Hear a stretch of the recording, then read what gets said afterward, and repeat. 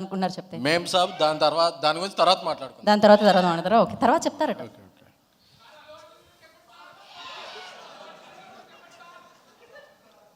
మొత్తం కొట్టాం కదా ఇండియా అంతా, ఇంక చెప్పేదే ఉంది. ఫస్ట్గా మా స్టేట్లో ఒక భాగం అయిపోయిన ఉపేంద్ర సార్, మీ ఫంక్షన్లో మీ ముందు మాట్లాడటం నాకు చాలా ప్రివిలేజ్. ఎందుకంటే కాలేజీలో చదివేటప్పటి నుంచి మీ పోస్టర్లో ఓ పేరు లేని సినిమా సినిమా స్టార్ట్ అయిన తర్వాత ది ఎండ్ అని పడుద్ది, అక్కడ నుంచి రన్ అవుద్ది. అంటే మాకు తెలిసిన కల్ట్ మీరు. అంటే నా కల్ట్ అనేది ఇప్పుడు అందరూ వాడుతున్నారు, కానీ మాకు ఇంతవరకు తెలిసిన పదం cult making, cult hero, cult direction, అంటే కల్ట్ పర్సనాలిటీ అనేది సౌత్ ఇండియాలో మాకు తెలిసిందంటే అది ఉపేంద్ర గారి వల్ల. ఎందుకంటే అది ఒక ఓం అయినా ఏ అయినా అసలు ఏ సినిమా అయినా, అంటే మీ సినిమాలు చూస్తాకే అంటే మార్నింగ్ షో బ్లాక్ టికెట్లు కొనుక్కొని వెళ్ళి మీ సినిమాలు చూసేవాళ్ళం. ఎందుకంటే మీరు ఒక అమ్మాయిని, ముగ్గురు అమ్మాయిలు ఒకేసారి ప్రేమిస్తారు, మదరో డాట్నే ప్రేమించేస్తారు. అంటే అసలు ఏం థాట్, అంటే ఒక ఫిల్మ్ మేకింగ్లో ఉన్న వాళ్ళకే వస్తుంది హై. అసలు ఈయన ఆలోచన విధానం ఏంటని ఒక సినిమాలో ఏమన్నా అమెరికా వాళ్ళందరూ అడుక్కుంటుంటారు. సో ఆ థాట్స్కి వీఆర్ బిగ్ ఫ్యాన్స్ సార్. ఎందుకంటే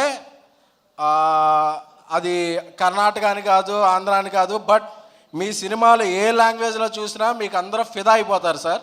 ఎందుకంటే అది మీ యాక్టింగ్ అయితే ఏంటి, మీ మేకింగ్ అయితే ఏంటి, మీ థాట్ ప్రాసెస్కి I'm very very very big fan sir. So అలాంటిది మీ సినిమాకి అతిథిగా రావటం, నేను మాట్లాడటం, so it's a great privilege to me. మన చంద్రు గారు, మనోహర్ గారు చాలా ప్యాషనెట్ ప్రొడ్యూసర్స్. లహరి అంటే ఒక బ్రాండ్. నా చిన్నప్పుడు చిరంజీవి గారి సినిమా ఏ ఆడియో చూసినా మాస్టర్, ఇవన్నీ కూడా హిట్లర్, ఈ సినిమాల ఆడియో క్యాసెట్స్ అర్ధరాత్రి కొనుక్కునే వాళ్ళం. ఏంటంటే లహరి అని ఉండేది. లహరి అంటే అప్పుడు మాకు అందరికి ఒక బ్రాండ్. ఆ బ్రాండ్ అనేది ఇప్పుడు ఫిల్మ్ మేకింగ్లోకి వచ్చి ఒక పాన్ ఇండియా సినిమాల్ని ప్రొడ్యూస్ చేయడం అనేది చాలా చాలా చాలా ఆనందంగా ఉంది. సో లహరి సంస్థ ఎన్నో మంచి సినిమాల్ని పాన్ ఇండియాలో, తెలుగులో, అన్ని భాషల్లో నిర్మించాలని కోరుకుంటున్నాను. అలాగే చూస్తున్నప్పుడు నేను పైకి వస్తున్నప్పుడు సారథి గారు ఇక్కడ ఉన్నారా? రైటర్ సారథి గారు ఒక్కసారి.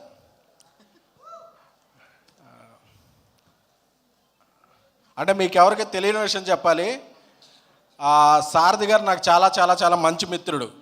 ఎంత మిత్రుడు అంటే, నేను ఇండస్ట్రీకి వచ్చిన ఫస్ట్ సినిమాకి, సత్యం సినిమాకి ఆయన కో డైరెక్టర్గా పనిచేసి నేను అప్పుడు జర్నలిస్ట్గా నా కెరీర్ స్టార్ట్ చేస్తే నా ఇండస్ట్రీలో ఫస్ట్ మెట్టు నా జెనీలియా ఇంటర్వ్యూ ఆయన ఇప్పించారు. ఇది ఎవరికీ తెలియదు, జర్నలిస్ట్గా నా ప్రయాణం తెలియదు.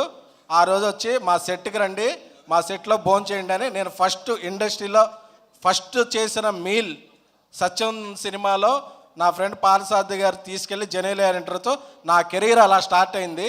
ఆ తర్వాత ఆయన నా ఫ్రెండ్ రూమ్మేట్ అని తెలిసింది. ఆ రూమ్మేట్లో ఎన్నో శనివారం సాయంత్రాలు చాలా చిల్చిల్గా సాగాయి. తెలుగు 360 వెబ్సైట్ ఉంది కదా ప్రదీప్, తన రూమ్మేట్ సారథి. సో చాలా చాలా ఆయనలో చాలా ప్యాషనెట్ అండ్ ఆయనలో చాలా పొటెన్షియాలిటీ ఉంది. ఆయన అప్పట్లో నాకు కథలు చెప్పినప్పుడు ఫ్రెండ్లా చెప్తుండేవాళ్ళు. ఈ కథలో మహేష్ బాబు గారు అయితే ఎలా ఉంటారు, బాలకృష్ణ గారు ఎలా అయితే ఉంటారని ఒక సీన్ టు సీన్ నేను ఇమాజిన్ చేసుకునేవాడిని. నేను వచ్చినప్పుడు ఈయన దీనికి డైలాగ్స్ రాశారని నేను చాలా చాలా ఇదేనండి. ఐ లవ్ యూ సారథి గారు, మీరు పెద్ద స్థాయికి వెళ్ళాలని నేను మనస్ఫూర్తిగా కోరుకుంటున్నాను. లవ్ యూ సారథి గారు. సో అలాగే ఈ సినిమాతో మన రేష్మా